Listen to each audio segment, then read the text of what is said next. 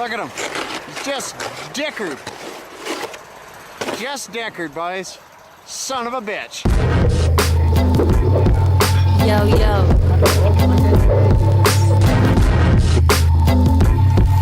Class A, and macro. Not connected, not elected to participate. Bouncing down the stems will make your head hurt. Enjoy the takes. Says her whose head burns from hearing horror stories. Get the. Hey everybody, welcome back to Take or Wide. This is episode 246. Before I start, if this is your first time listening, welcome to the show. If this is not your first time, welcome back, friends.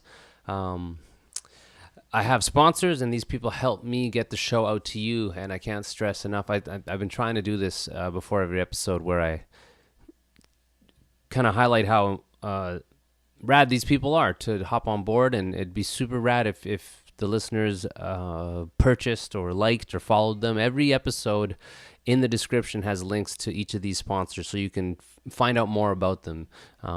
Show them any type of love. It'd be fucking awesome. So let me start off with these sponsors here. First one is a hot sauce company. Heartbeat Hot Sauce is from Thunder Bay. Heartbeat Hot Sauce is amazing. It's a company that, if you want to hear the history, go to episode 221 where I talk to Al and we break it down. Al's a guy who is passionate and hard work, so goddamn hardworking. And him and his partner Nancy have created this company from scratch. It was a thing where they were doing it on the side and it really picked up, and then they eventually quit their jobs. And this is now their full-time gig. So it's kind of crazy to think of a company that sells hot sauce being your job. This is their job. This is what they do. They have a storefront in Thunder Bay. I saw they have like merch in some clothing stores now, and a huge highlight recently was they were on season 6 of Hot Ones. Hot Ones is a massive interview show on YouTube where a celebrity is interviewed over hot wings, and these guys are on the show, so it's fucking so awesome. And the core of it is it's a good hot sauce. Al is no chump. He knows what he's doing. It's so goddamn good. The red habanero. I think that was the first one they came out with. And it's amazing. You can order it online. If you use promo code TakerWide5, you save 5% off a cart. So it's really good if you're going for a big order. You can buy these in stores across Canada and in the States too. If you go to heartbeathotsauce.com, you can check out the website and see what they have for sale. And see where it's located across everywhere. They're in like Metro and fucking Sobeys and shit. It's crazy, man. It's so awesome. So I fucking am so proud of these guys and so happy to be partnered with them in this. So if you guys can, please just go heartbeathotsauce.com, check it out, see what they got. It's fucking awesome. Amazing, awesome. I'm awesome. Next, we got DFA Tattoos. DFA Tattoos is a tattoo shop in Montreal. Now, I don't know who's from Montreal that's listening, but a lot of people go to Montreal. There's a fucking lot of tattoo shops all over every city. But I'm very happy to be lined up with these guys because DFA is a crew of talented artists who have grown, just like the hot sauce company. They've grown it from within, and it's grown and over the past 8 years or 10 years or whatever. To what it is now, and it's quality tattoos, quality work, safe place, clean place, standout place. If you guys are in Montreal or know anyone who wants tattoos that is going to Montreal, go to DFA Tattoos. It's amazing work, and I can go on and on, but I don't know. Trust me. Go to dfatattoos.com, check it out, see the artists, see the art. They do custom, they do fucking walk-ins, they do portraits, they do all styles. Really, really great stuff.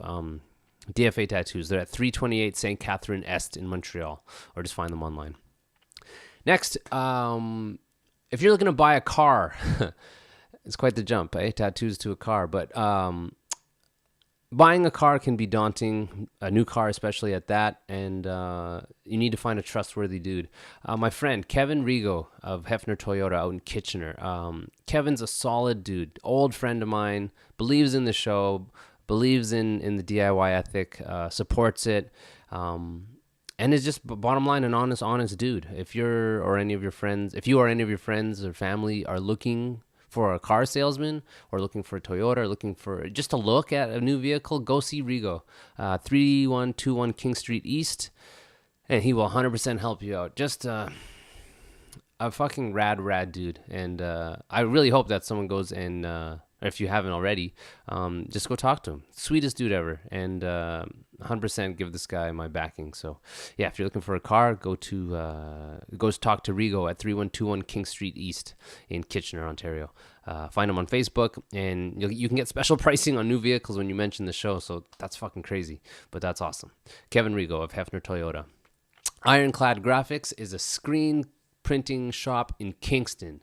Now, Kingston, there's a lot of local shops, I'm sure, to everyone's city, but Julian and the crew there, they're competitive with their pricing. They ship coast to coast. They've been doing it forever. I've been working with them for a long time. And if just look, go to ironcladgraphics.com, check out what they have, hit them up for a quote. I think you'd be surprised with how competitive they can be. Great stuff. They do everything: shirts, koozies, hats, pins. Sorry, not pins, stickers. I think I say pins every fucking time. But just a great fucking shop. Ironcladgraphics.com. Find them online. Find them on Instagram. It's all good. Dapper Beard Oil is a beard oil company from Ottawa, kind of akin to DFA and Heartbeat. It's just a dude who started his company out of his basement, and he's grown. He's seen press in like GQ and Huffington Post, CBC. I've used it. It's really good stuff. It's not overpowering. He's curated his I don't know if curate is the right word, but created a beard oil that kind of applies to a lot of areas of a beard that you wouldn't think about. Like it helps hydrate your beard. It helps repair your beard. It's antibacterial. It reduces beard dandruff. All ethically sourced, 100% natural ingredients.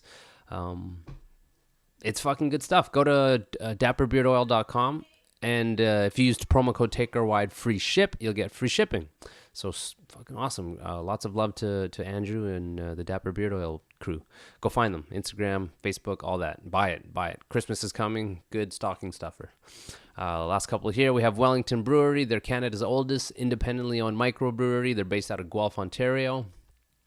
They are really rad to sponsor this show. They've been doing it for a long time. They have some fantastic beers. I just threw away the case actually, but they have a new kind of party pack that has like a coffee IPA and a chai. I'd have to pull it out here. Let me see. 1 second. It's a chai. It's called Spice Odyssey. Yeah, it's a chai latte stout. Just really delicious beers. It's kind of cool. They're local cats, and they're on board with the show. So if you're out and about, grab a Wellington, support the show, support them. It's all good. Lastly, Dave Levitt Photography. Dave Levitt is my old friend here in Cambridge and a fantastic photographer. He has been taking photos of the scene for years. And if you're out and about in the 519 area and you're looking for a photographer, I'd say hit up Dave. You can find him on Instagram. I think davelevittphotography.ca is the homepage. And just a real-ass dude who is passionate about music and art and does his part to... I feel like a guy like Dave is important in the long run of records kind of being timestamps of a band. The fucking photos are 100% the same thing. So it's cool looking back at old photos that Levitt took and just... seeing that part of the history, I guess, personally and communally within the community of all of us doing this fucking thing, this weird thing that usually doesn't pay us well, but we do it because we love to do it. Dave's one of those guys. So if you haven't followed him, go follow him, check him out. All that. So yeah, that's all the sponsors. Thank you guys. So this episode, I spoke to Julia. I want to make sure I say the last name right. Geaman. Geaman, I believe.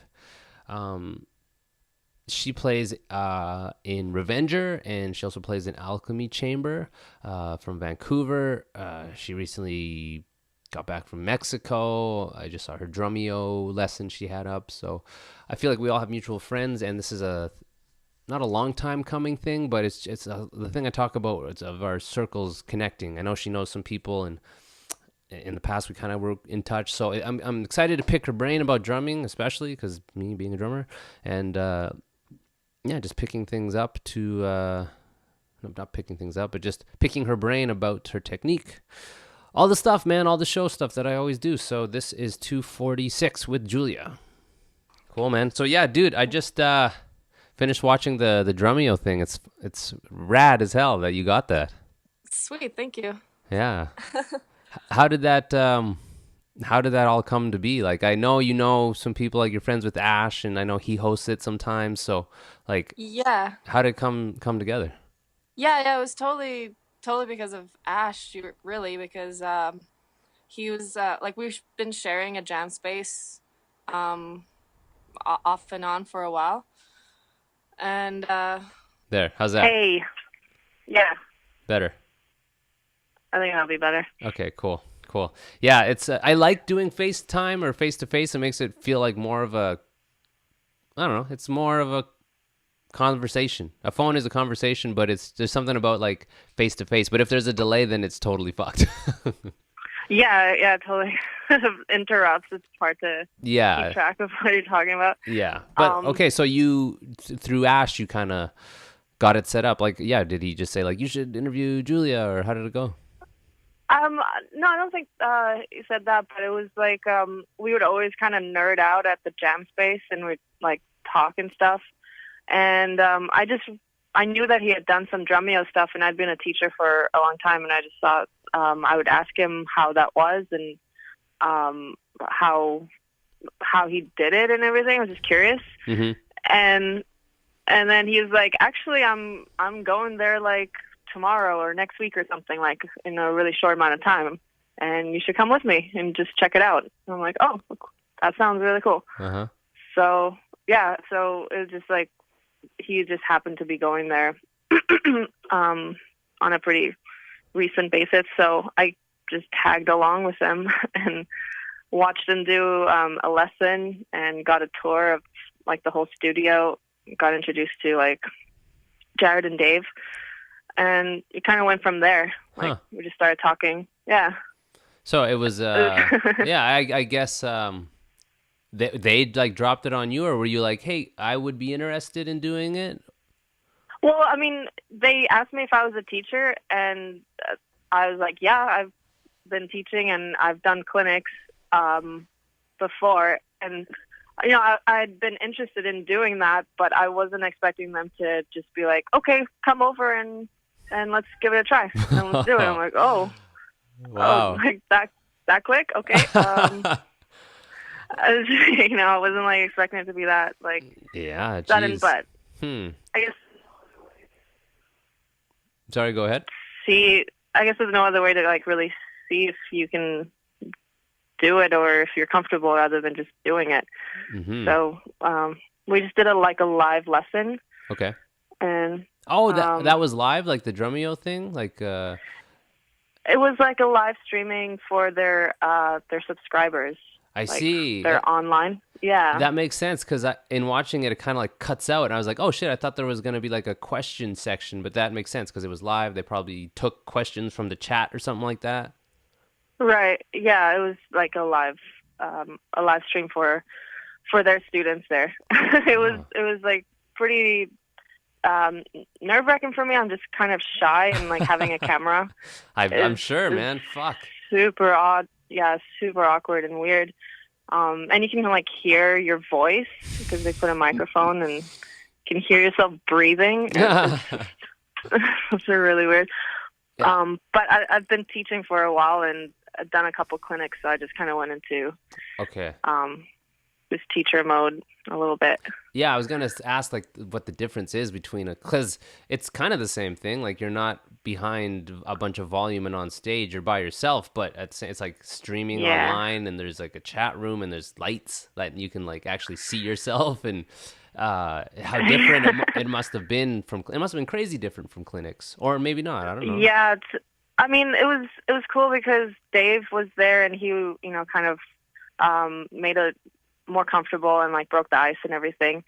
I did another one where it was just me, and we were like cutting, and like we would like film things a couple of times.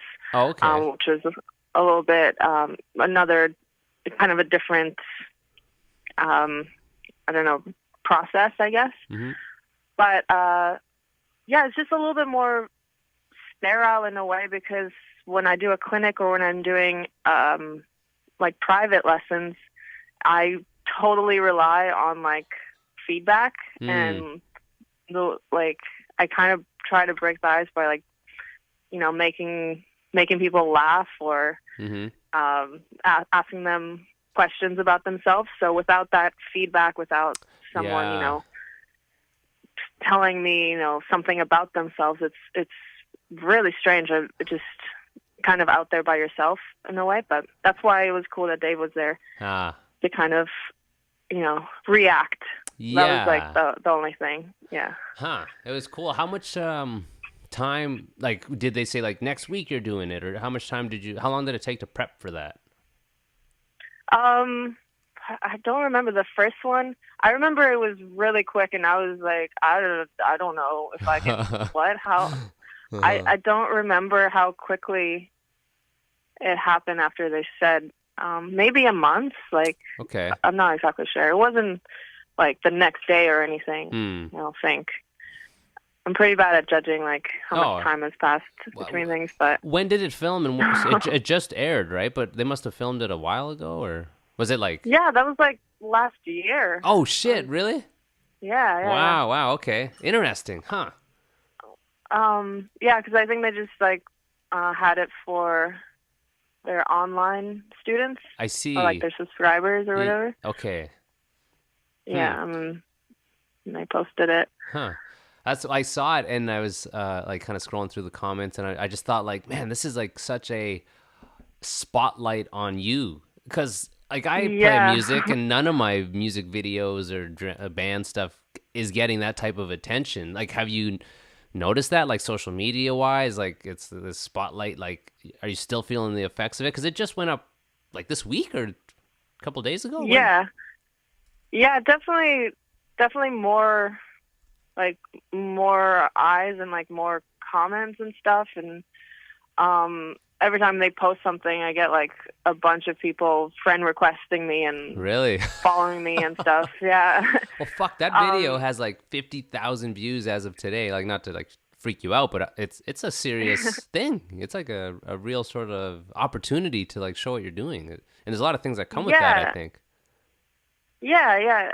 I mean, I think it's a good thing. I hope it is. It's I like think mostly so. because it's a drum meal video, and they got like a ton of followers already. So it's like pretty standard, I think, for them to get at least that much, at least that many views. That's so crazy. But yeah, it's I don't know. I've been posting like short videos and stuff of me playing, so I just kind of try to think of it that's kind of the same as that, but it is kind of strange. It is a little bit more exposed, I guess. Totally. Like, yeah, because like, yeah, just the numbers. Like, they have a shit ton of subscribers, and it's a thing I think about. It makes me think. Like, we play music, right? So like, we obviously want people to hear our music. But there's a point where, like, let's say your band, or you, like, not you, but a person individually hits a level of, like, so many people follow them that at some point you're going to just get, like, haters. You know what I mean? Oh, yeah, definitely. So, I think the more. You go ahead there. Yeah, sorry. I do this all the time. I fucking cut people off. Sorry. No, I think that's true. Like, the more views you get, and the more, just generally the bigger the group of people that see what you do, the more likely that there's going to be people that want to hate on you or troll, or, you know, just they have to just say whatever their opinion is about you, even if it's like unnecessary or negative or whatever. This one, like, and it's a whole thing I could talk about too, like, you know, being a female drummer, like the metal scene, like at least this video, have you had lots of trolls, or is it not really a thing? Like, people are generally nice, I hope. Yeah, I mean, the video itself seemed like it was received really well. I got a lot of really cool comments about people that, appreciated the way things were, like the way that I explained things, and it like helped them kind of focus on their practicing, because that's really what I want it to be, is like a practicing tool. But there was like some weird comments when I think Drumeo posted like a 30-second clip, like a really small snippet of not the entire video, just like a really small preview of just me playing. And there's like a lot of really not a lot, like a couple, like a few comments of like, oh wow, I can do that, or oh, that's wow, super impressive. Fuck, man. Just really like hashtag girl power. I can't believe like this, Yeah, like on is getting like a recognition, and it's like really, I don't know, like for a 30-second clip, you all of a sudden know everything apparently. How do you like? And it's just, yeah.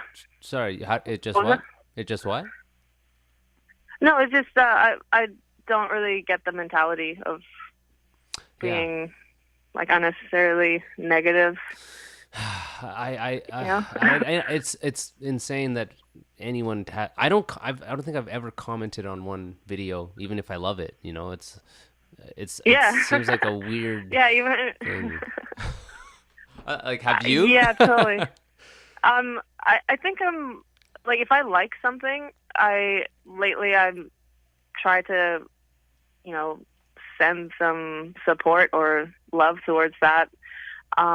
More recently, I used to be the same. Like, even if I liked something, I wouldn't like interact. I just observe it and then like move on. But if I don't like something, I don't usually ever react to it. Like, I just leave it alone if I don't like it. Did you have like hesitation because it's Drumeo and they ask you to do it? Was there a bit of like hesitation, like fuck, like do I want to do, like me personally, I would be terrified to do that.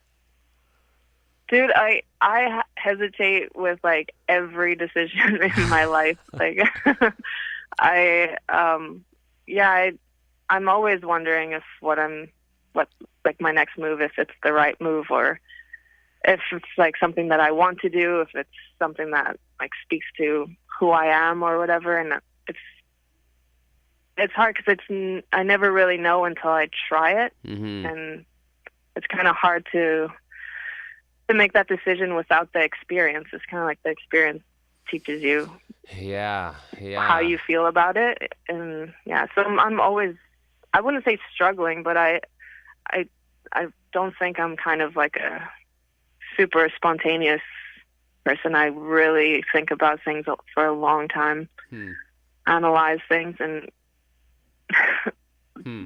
at the end I still don't know. Yeah, I could see how. Like, has that been your case like your whole life, or is that more of a musical thing, like applied to like what gig you choose, or even as simply as like I don't know what part to play in a song, or is it like every aspect? I think just generally I'm more like that, a little bit more careful. But I don't know. There's times when I'm not. I think I am kind of inconsistent. There's times when I'm just kind of instinctual about things, and I follow that. But sometimes I have no idea if something is a good choice or not. Like, and then I'm just like, oh, I'm too curious not to do it. Like, well, like, I get it. Yeah. I think it's a courage thing. I think to simply in this example of choosing to put yourself out there and be that vulnerable. Like, we do that with a band. Like, those are our ideas, and that's a bit of vulnerability. But to do it by yourself takes a bunch of courage. But I feel the video itself is super lopsided, like positive. There's obviously going to be some negative, but like it's kind of shown that totally was worth. I would think it was worth sticking your neck out like that. It's great. It's fucking so cool. You know, you got to teach people some stuff and share some of your passion with other people and connect with some strangers. Is crazy. That's the best. That's my favorite part of it, is like just kind of connecting and being able to communicate. Like, my favorite moments whenever I'm teaching someone is whenever I show them something and they literally like kind of stop for a second. They're like, oh, now I get it. And they kind of like have a moment where you can almost like see the pieces kind of coming together in their head. And I think that's really cool to observe and be a part of. You know, it doesn't always happen. It's not like a daily thing that happens, especially, you know, if you're teaching like a lot and it becomes kind of routine. It's cool when it happens, though, and when you're able to do that. And for something that has that kind of platform, you get to reach so many people. Yeah, man. It feels good. Yeah. Yeah. It must. Like, not everyone gets to do that. That's another thing too. Like, not everyone's getting asked to be on Drumeo, and not everyone's it's like you've obviously put in a lot of hard work to get to the level of being a teacher and a performer, and this is a weird sort of like universe way of like paying you back. Like, it might not be a financial thing, but it's a cool like little notch on your belt. Like, yeah, like I got a video that's got cool views and I taught something. It's crazy. It's awesome. Yeah. Yeah, and I think for the future it's cool too, because like I don't know if you get this or anything, but you get like people just message you sort of randomly and just ask you for drumming advice. Me? No. Oh, well, no. No, they don't. Does that happen a lot to you? Yeah. Just like, you know, they just want to talk about drums, or they want to relate somehow, or just communicate, and drumming is like the common denominator. So I don't know, like, yeah, I get a lot of questions about, you know, how do you improve your double kick or whatever, hand speed. It's it's like a sharing thing. I feel like it's such an old school thing where you have a skill. Like, even man, sometimes on this podcast, I feel like I'm a stoner because I'll go on these tangents of like, this is about to be one of those. But like, go back to like when you knew how to fucking make fire or make a weapon or something like that, and you're sharing that skill with other people. It's like a weird, I don't know, like you feel important, right? Like, you're like, here's a skill I have, I'm sharing it with you, and you can perpetuate something important, like be it fire or be it like the ability to play drums and play in a band. Like, I don't get a lot of emails about tips, but that's the thing. I'm a drummer, but I'm not, like, there's levels, and I feel like, you know, you or Ash or a list of people like that, like, can notate music, and like, and in watching it, I was like, holy shit, I had to like really go back and like, what is that note value? You guys are immersed way more than me, so I'm kind of glad people aren't emailing me, because I don't have the vocabulary. Like, I don't know, fucking yeah. Email Julia. I'll just forward them to you. Yeah, totally. It is totally a language. Like you can be able to play and sing a rhythm, or like kind of hum a rhythm or whatever, but to transpose it onto paper, it's a different, I don't know, different part of your brain or something. And it's like, it's totally like a language if you're not using it every day. And I teach like 5 days a week, so I'm constantly writing and reading music. So it's a little bit more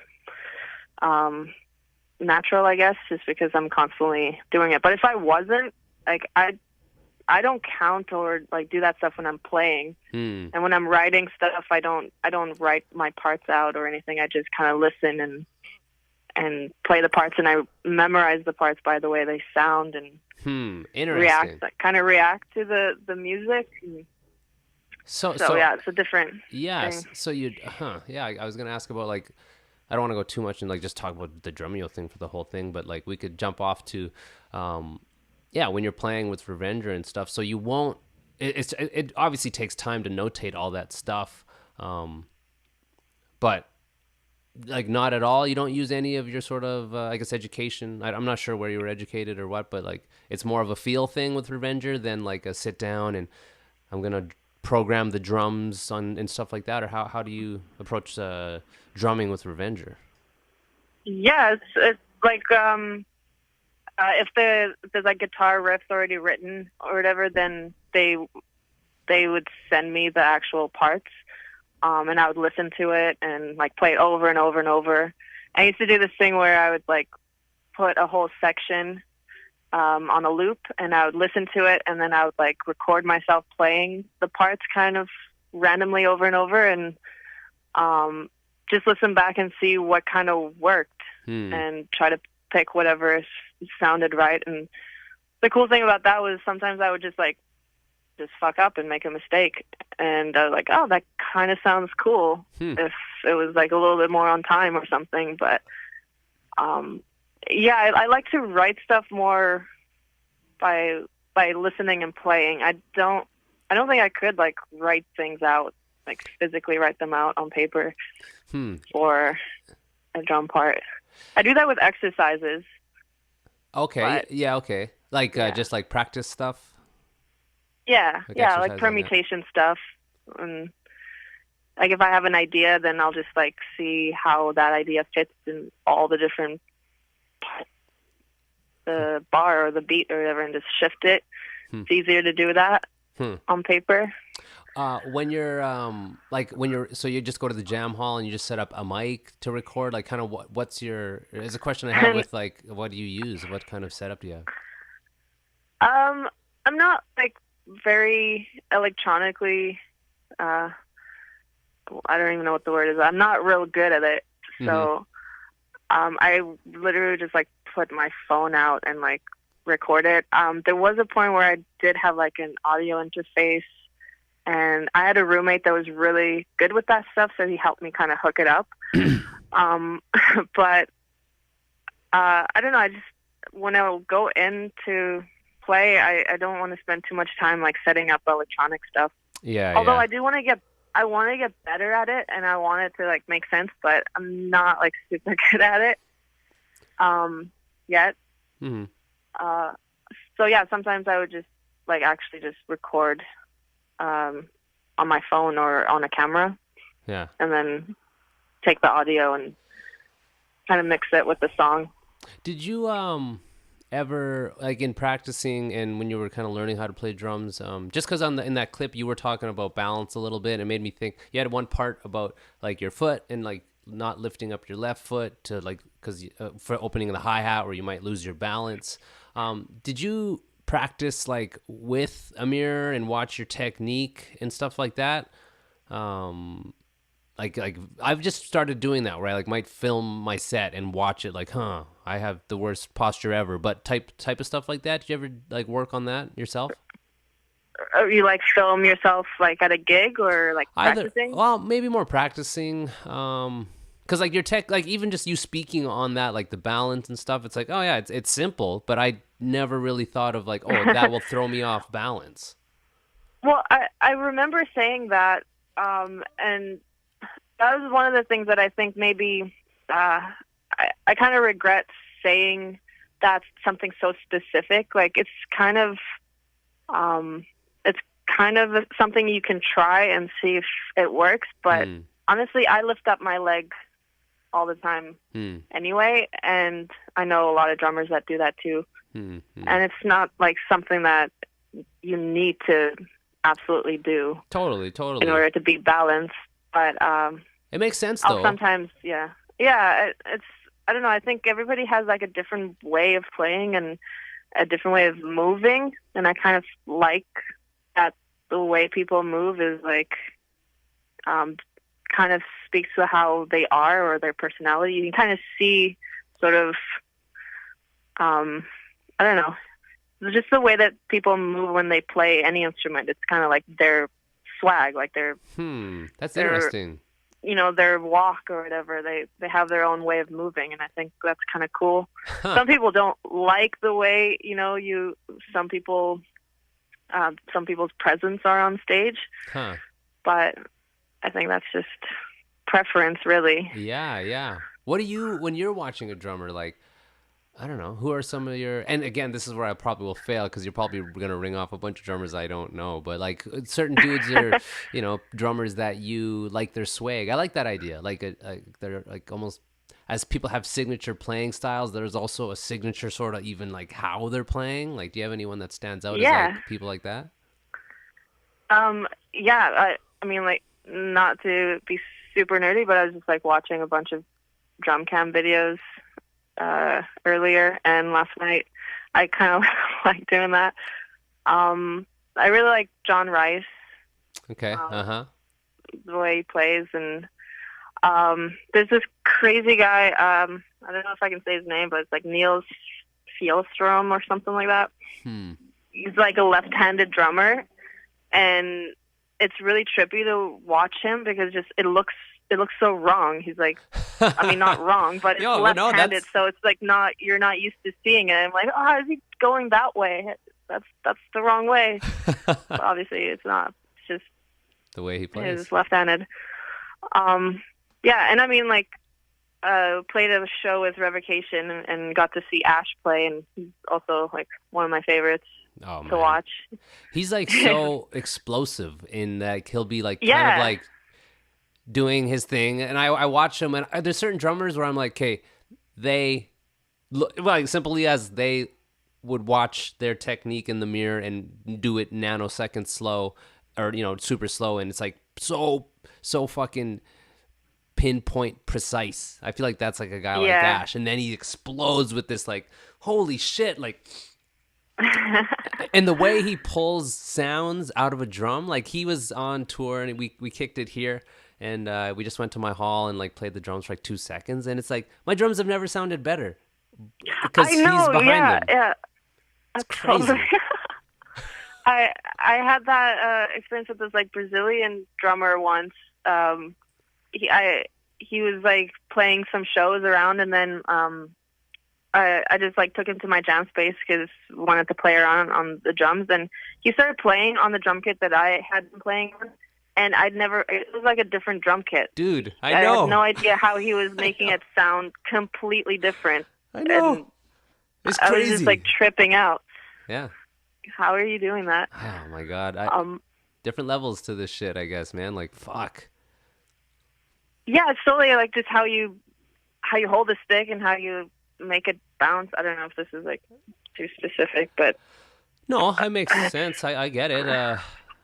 Even in just watching, there even like the placement of like where they're hitting it. I've seen dudes like slam it and not hit the center, but it cracks louder than any pinpoint precision hit I will do. There's a lot of factors I'm coming to realize in like, there's a million different ways you could play improperly but still sound amazing. Improperly, quote unquote. You know what I'm saying? Yeah. I was gonna ask about. I have a bunch of questions, and we're kind of flying through. I didn't get through half of these. I wanted to start off also by talking about. You just got back from Mexico, and right, you did a tour down there. What'd you do? Yeah. It was just like 8 shows with my band Revenger. We went down there. It was pretty rad. Yeah, fuck. What was it like, man? Like, what is it like touring Mexico? I think there's like ideas of what it's like, but what is it like? What was it like for you? It was like I loved it. Like, I always love going to new places anyway, so I was like already happy. But yeah, it's slightly different. Like it kind of trades off. Like in Canada, there's usually kind of slightly smaller crowds, and people are a little bit more reserved. They'll like come up to you and be like, "That was sick," or "That was a cool set," but then they'll go and like buy a bunch of merch and even like a small show, Mm-hmm. you could probably still, sell a bunch of shirts and CDs and stuff. And in Mexico, it was like slightly bigger crowds, and everybody was nuts. Like everybody like went crazy. Like they would come up onto the stage before we were even done playing, and I'm like trying to like quickly switch over so the next band can get up, and I'm like, it's like I'm stoked you're stoked, but I also kind of got to get my stuff off the stage too. And I'm like a little awkward, but they were really just like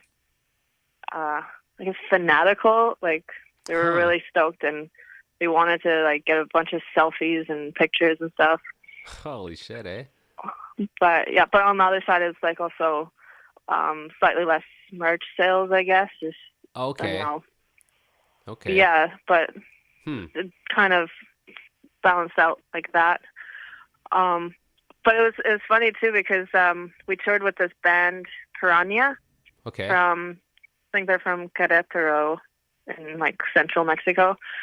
We toured with them, and then a couple of weeks later they came to Canada, and then they toured, and I helped out with a couple of shows to just to have them set up and everything, like set, drum tech and did merch and stuff. Okay. And they were like, oh, it's like not as many people and stuff, but then they were like, oh my God, like everybody there bought a shirt. Like they were so not used to that, like small crowds, but like it's just a different dynamic, I guess. And yeah, it makes sense though.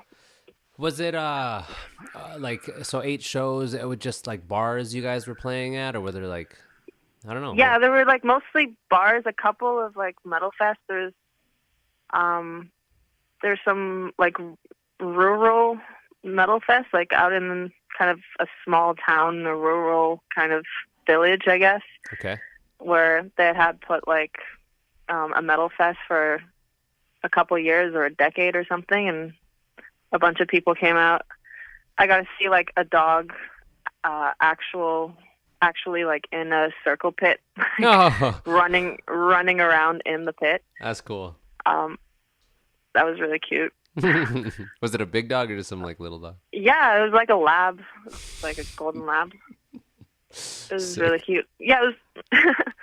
It was mostly bar shows and a couple of like those festivals that were just kind of out, sort of in a little village, which was cool too. Yeah, well, I'm sure.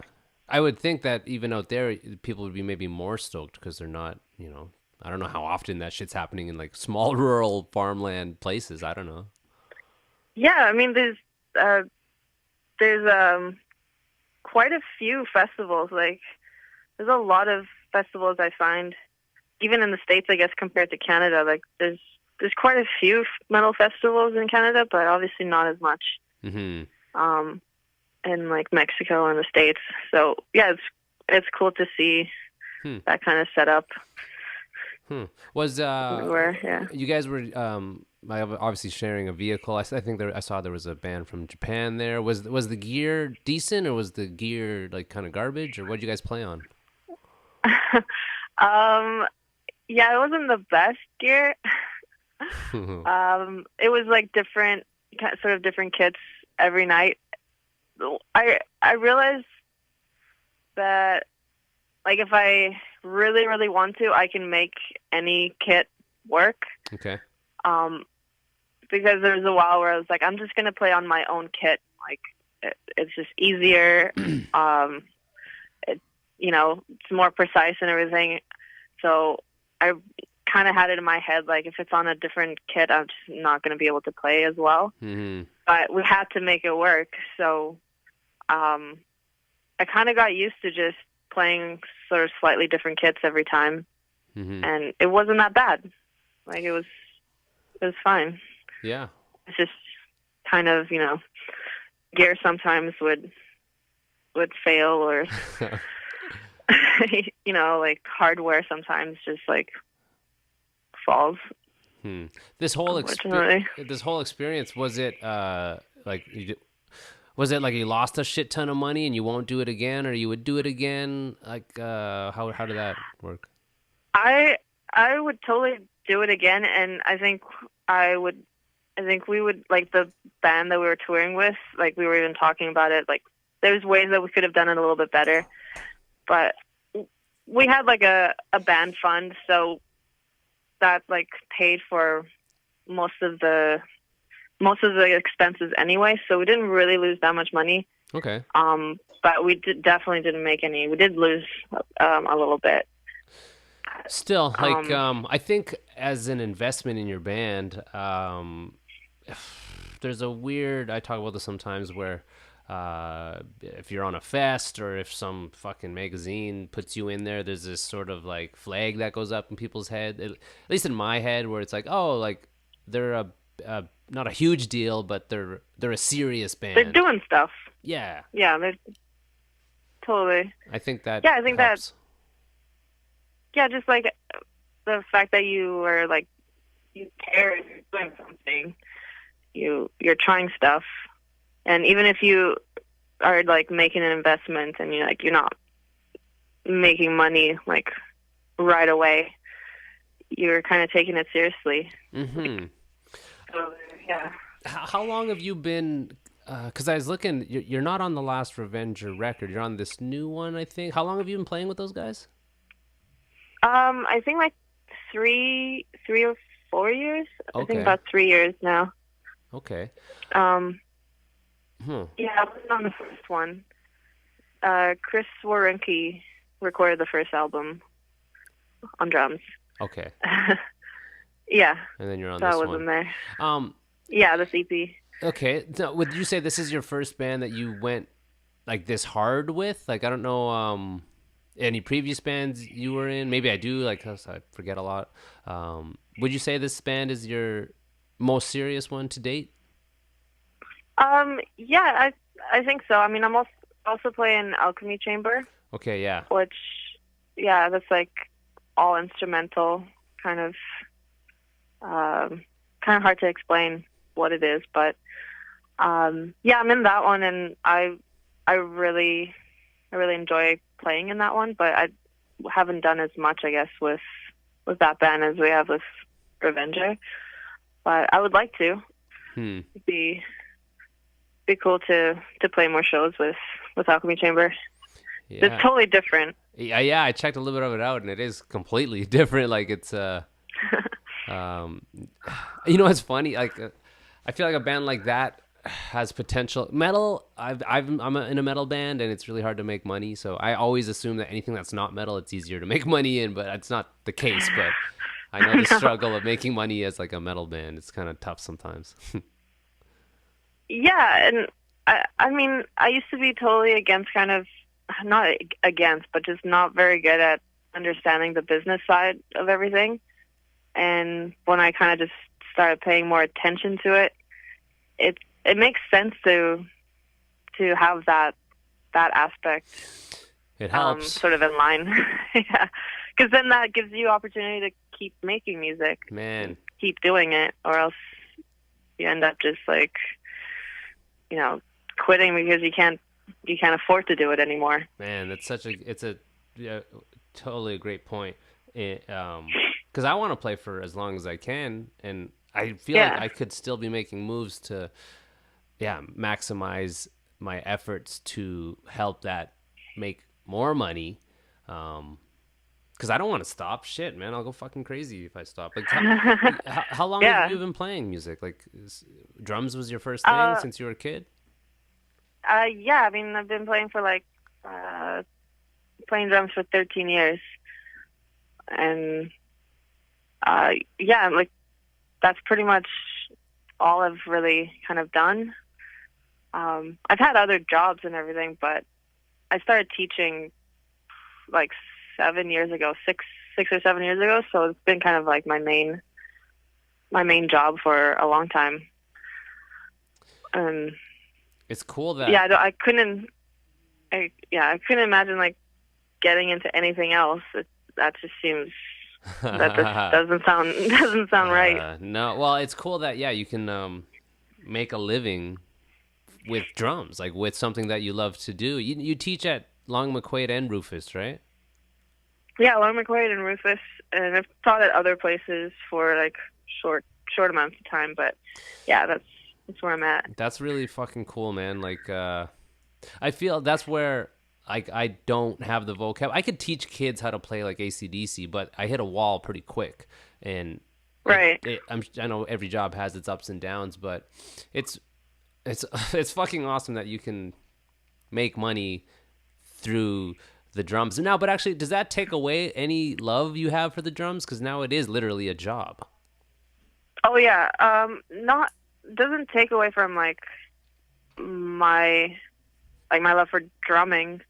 It feels totally different. Like I'm not actually like I don't feel like I'm really practicing or playing when I'm teaching because it's a lot of times it's kids, so it's way easier stuff. I have a couple of students that are more advanced, and I'll usually show them what I'm working on, so I get to like also practice while I'm teaching. Like, watch me practice for a half hour. Yeah.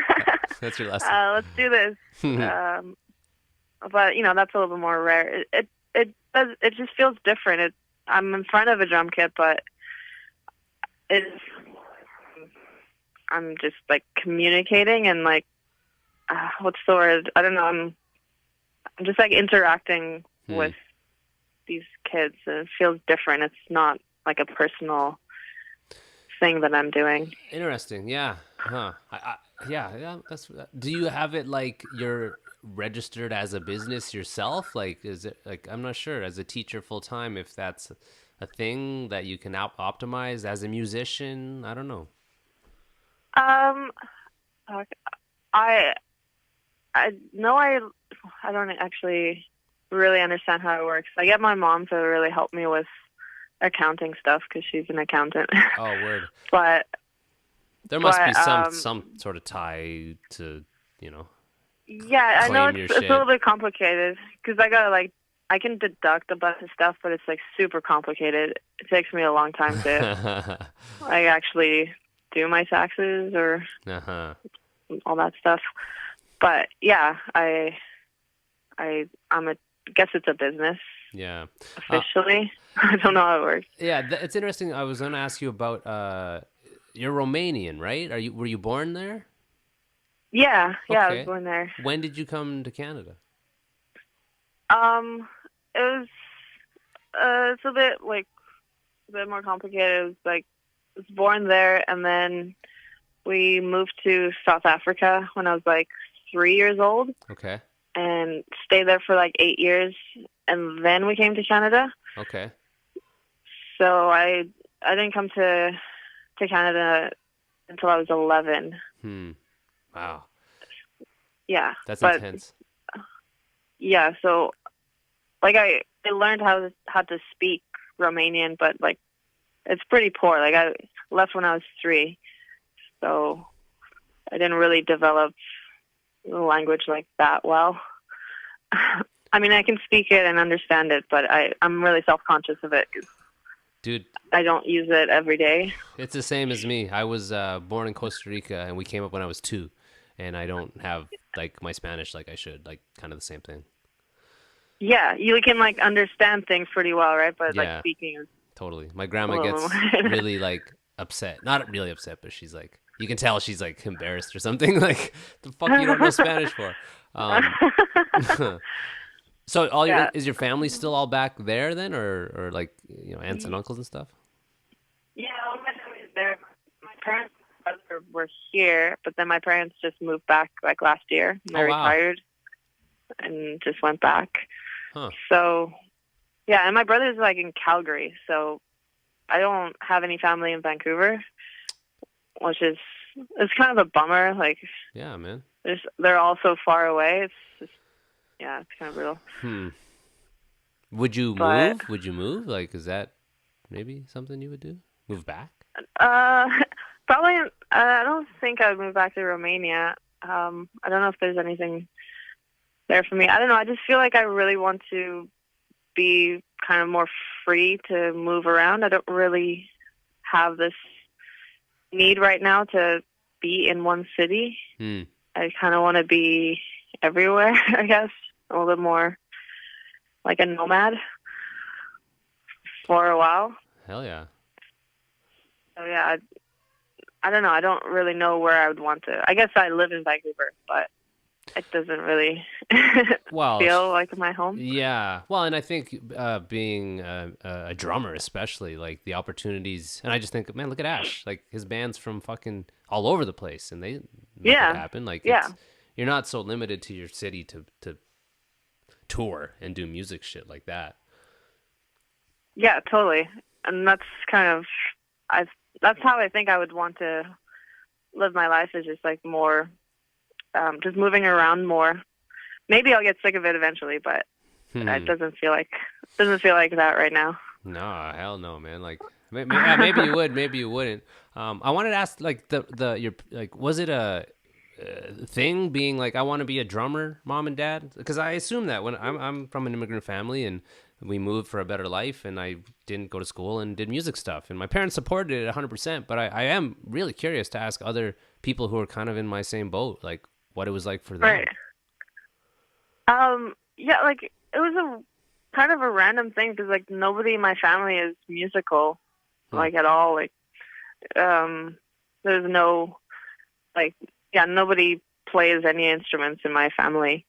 But I think I wanted to play guitar first, and I got this like shitty acoustic guitar. So I was playing that for like a month, I think. And just the music that I was listening to, like I was listening to like a lot of Nirvana and Death and like Megadeth and all that stuff. And like the drumming sounds incredible. Like, what is that sound? Like, how do you even make that sound? I was just so curious about it. It sounded so impossible or something. Like, I didn't understand how you could create those sounds. And I just kind of randomly signed up for drum lessons. And I don't know, I didn't really tell my parents. I just started doing it. Yeah, I didn't feel like, I don't know, it wasn't like something that I thought they wanted or needed to know. I don't know. It wasn't, I just started doing it. And already working by the time I was like 15 or 16, and I bought my own drum kit because I paid rent or anything, so it was me. And again, didn't tell them, and just bought a drum kit for like $300. What was it? And put it. It was a Westbury. It was like I think it was a red Westbury. Like it was a Christmas special or something. Sick. Where did you put it? Yeah. Just in the garage. Like there wasn't really any space, and I bought it, and they're like, "What are you doing? What is this?" Like, oh, it's just, don't worry about it. It's just a drum kit. Like, I don't know. I was kind of really secretive, I guess, when I was younger. So I just bought it, and once they saw that I was like, I wanted to do it, and it was like making me happy and stuff, they like helped me rearrange the garage. And oh, that's cool. I put my kit in there, and there's a couple of years of my dad like coming down into the garage, and I was like, "Stop playing! It's too late. It's too loud." No more Megadeth. There was a couple of years of that. Yeah. That's cool though, but I could be either or. It could be where it's like, no, we didn't go through all this shit for you to fucking be a drummer, like go be a something. That's really cool. That's really cool. They supported it. Yeah, I mean, it was a little bit of both. I mean, they would have supported me with whatever I wanted, but there was also kind of this thing like, well, you should also be serious about your future, and are you going to go to school, and what are you going to do? And I was like, no, I think I'll just do this. I don't know. All in. Yeah. So I don't know. They were a bit worried for a while, and then they kind of, I guess, gave up and just accepted it. Have they seen the video? Have they seen the Drumeo thing? I think they have. Yeah, I know my cousins have seen it, and yeah, they're now they're like super supportive of anything. It's kind of funny to see that. Wow, it must be. I'm a parent now, and like it'd be super dope to see my kid like for them. It's this the story of like she brought it into our garage. Now it's her job, and now she has a cool video, and her band's touring Mexico. That's fucking awesome. Like even me, like I don't know you. We're not good friends, but it's like that's fucking rad. I'm not your parent. They must be so stoked. Yeah, totally. I mean, the more than anything, they just want me to like be there with them. They just want to like hang out. But yeah, they're totally stoked on anything. I don't think they totally understand like the music or anything like that, but it doesn't really matter. Yeah, they say things like it's got a nice beat. I like the energy of the music. Oh just man, classic mom compliments. Totally. I do these about this long. Before I forget, your last name, is it Geaman? Yeah, Geaman. Okay. No one's ever said that. Oh, I only know it because usually like Geaman or something. Yeah, but yeah, Geaman. Okay, good. I did an intro and I said it in the intro as Geaman, and I just want to make sure. But I do these about this long, and I do the Hibzine, which is just play some music that we've been talking about. And I wanted to, I'll do it after the fact, but I wanted to put in We Want Blood off the New Mythology. You played on that one, right? Yeah. Okay. I wanted to play that one. I thought that was a pretty cool track. Okay. So I'll put it in here. This is We Want Blood off of the New Mythology Volume 1 by Revenger.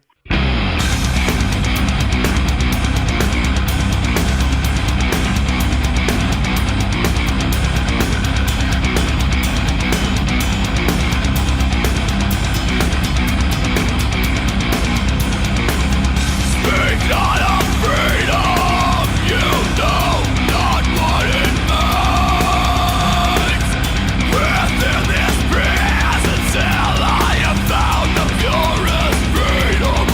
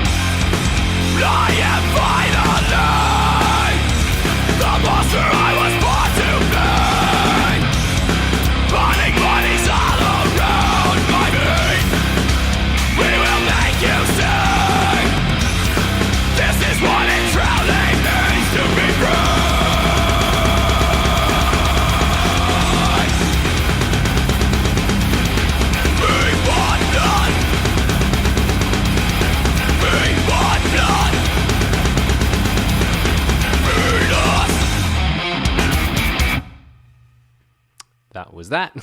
Magic of editing. Well, what's next for you, man? Like, so you just got back from this tour. You're teaching. I don't know. What's in your future? I think I'm kind of in a spot where I'm not exactly sure. Like, I just want to tour. Like, I just want to play as much as possible. Like, that's kind of what I'm feeling like I want to do, and just trying to learn how to do that, because usually I'm the one that kind of organizes the tours and everything. So kind of learning to get that, I get better at that. I mean, I didn't do the Mexico thing. Like the Mexican band just kind of put that together. We're like, sweet, well, yeah, we can do that with you guys. But yeah, honestly, just touring. I just want to tour as much as I can. Well, man, you I think are in a good opportunity. You know, you're kind of self-employed and don't have kids and a mortgage and stuff like that. So like the road is yours to take, man. And yeah, like I don't know if you guys are ever coming out this way, but yeah, it'd be cool to geek out over, you know, how much we love Ash, I guess. I'm gonna tell him to listen to this podcast. Yeah, hello Ash, we love you so much. But yeah, cool. So how do people find you? Like, what's all the links? I had the Revenger one up on my computer, but yeah, like Instagram, anything. How do people follow you guys? Yeah, I mean, like Revenger is on Facebook and Instagram. I think it's just like Revenger Music, right? Mm-hmm, yeah. There's Alchemy Chamber as well. Again, on Facebook, Instagram. We had like an album come out like really recently, and it's on Bandcamp as well. Cool. But yeah, just like the regular Facebook, Instagram. Cool. And I'm not sure if like your lessons are at L&M and Rufus, so if like anyone out there is looking for lessons, they just hop in and ask for you, or how does that work? Oh yeah, or yeah, and I do private lessons and Skype lessons as well. So you can just like message me or email me. I mean, I have like a website. Oh, you do? Go to. Is it just Julia Geaman? Yeah, I think you go to like juliageaman.com. I think that was. I'll look and I'll put it in the links after the fact. Wicked. So people can find you. I'm trying to think what else. I don't know. Listen, I don't know. It was just, man, thanks for doing it. It's as a drummer myself, like, and just watching it and kind of like the Drumeo thing is really rad. Like, I'm excited for anyone who, like, I think puts the work in. I love those little kickbacks that the universe gives back, because it's a lot of work, man, and it usually doesn't mean money and it doesn't mean much. Yeah, but it's a personal thing.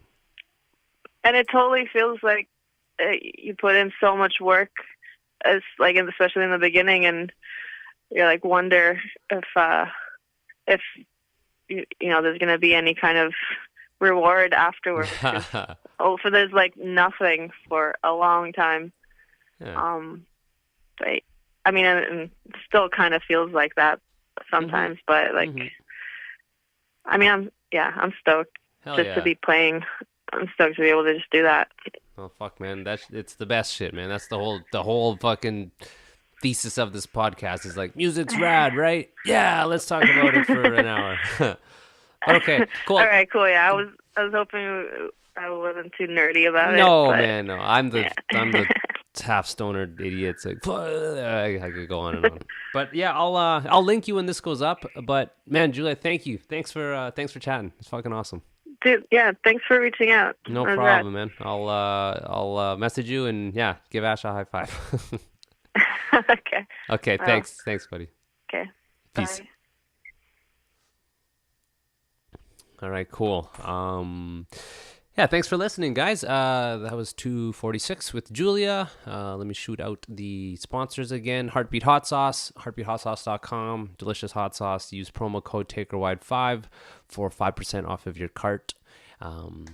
DFAtattoos.com, tattoo shop in Montreal, 328 St. Catherine Est.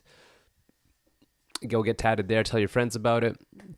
Kevin Riegel at Hefner Toyota, 3121 King Street East, I believe.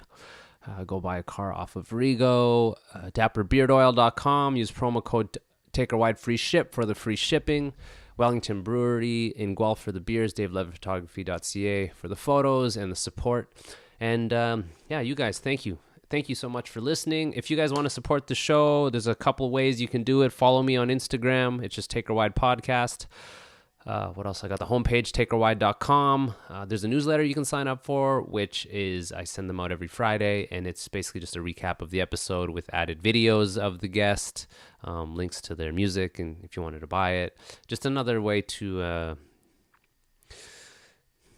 get more out of the show. What else do I have? The t-shirts. If you guys would like to support by buying a shirt, you can buy them. Just go to takerwide.com, click on merch, or go to takerwide.bigcartel.com. And they're there, designed by Wormzilla, aka Sean Arsenian out of Montreal. And I forgot Ironclad Graphics. The shirts I have are printed by Ironclad Graphics. They're another sponsor out of Kingston, ironcladgraphics.com.